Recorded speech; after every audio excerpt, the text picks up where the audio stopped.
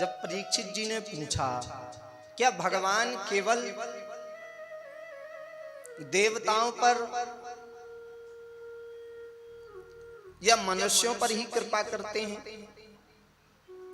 कभी भगवान ने किसी दैत्य पर कृपा की? तो बता रहे हैं, बोले हाँ, भगवान ने एक दैत्य वंश में भी एक भगवान के बड़े भक्त हुए। कौन? तो बताते हैं उनका नाम हुआ प्रहलाद। कौन हुए? प्रहलाद। ये प्रहलाद जी ऐसे भक्त हुए, इनको जो भक्ति का रोग है, भक्ति का रोग बचपन से ही लगा है। लेकिन जो प्रहलाद के पिता हैं, जिनका नाम है हिरण्यकश्यपु, वो बड़ा दुष्ट है और बड़ा पापाचारी है। जब से हिरण्याक्ष का वध भगवान ने 12 रूप धारण करके किया, तब से जो हिरण्यकश्यपु है, हिरण्यकश्यपु भगवान हरि को अपना सबसे बड़ा शत्रु मानने लगा। और भगवान श्री हरि से युद्ध करने के लिए, उन्हें पराजित करने के लिए हिरण्यकश्यपु ने कई वर्षों तक तपस्या की। और कई वर्षों की तपस्या करने के पश्चात ऐसा प्राणायाम साधा, ऐसा योगासन जीता, कई वर्षों तक उस प्राणायाम के द्वारा साधना करता रहा।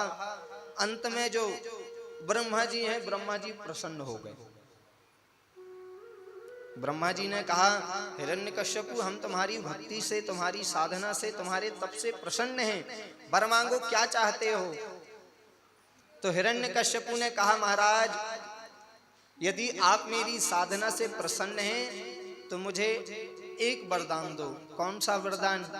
बोले वो वरदान है अमर कर दो। क्या कर दो? जितने भी राक्षस हैं और जिन्होंने भगवान से वरदान मांगा, तो उन्होंने एक ही वरदान मांगा सर्वप्रथम, और वो वरदान था कि हमें अमर कर दो।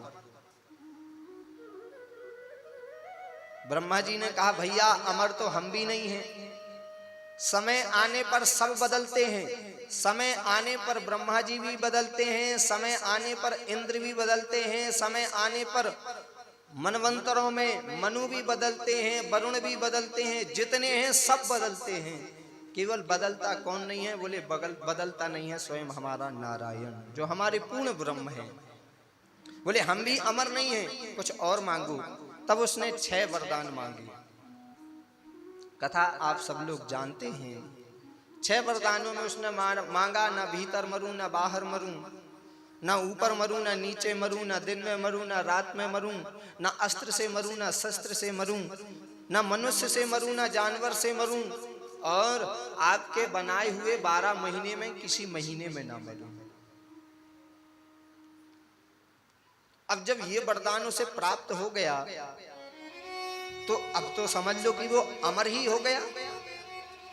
न दिन में मरेगा, न नीचे मरेगा, न ऊपर मरेगा, न अस्त्र से मरेगा, न शस्त्र से मरेगा, न मनुष्य से मरेगा, न जानवर से मरेगा। और महाराज जब उसे यह बल मिला, यह आशीर्वाद मिला, तो सुखदेव जी बताते हैं, परीक्षित, अब तो हिरण्यकश्यपु जो है, हिरण्यकश्यपु पहुंचा स्वर्ग में, और स्वर्ग में पहुंचकर जो वहां के देवताएं हैं, सब देवताओं से युद्ध करके सब देवताओं को पकड़ कर लेके आ गया अपने घर में, और कैदी बनाकर उन्हें रख लिया। उनसे अपनी सेवा करवाता, किसी से जल भरवाता, किसी से झाड़ू लगवाता, किसी से पानी भरवाता। सब देवताओं ने विनती की हरि नारायण से, प्रभु ये दुष्ट बड़ा पापाचारी है, इसकी शरण से हमें निकालो, बचाओ। भगवान ने कहा, चिंता मत करो, समय आने पर अवश्य आपकी मुक्ति होगी। इनके यहाँ 4 पुत्र हैं हिरण्यकश्यपु के। बड़े पुत्र का नाम है अहलाद, और फिर उसके छोटे पुत्र का नाम है अनुहलाद, मझले बेटे का नाम है सहलाद, और सबसे जो छोटा पुत्र है उसका नाम है प्रहलाद। बड़े ध्यान से सुनना मैया।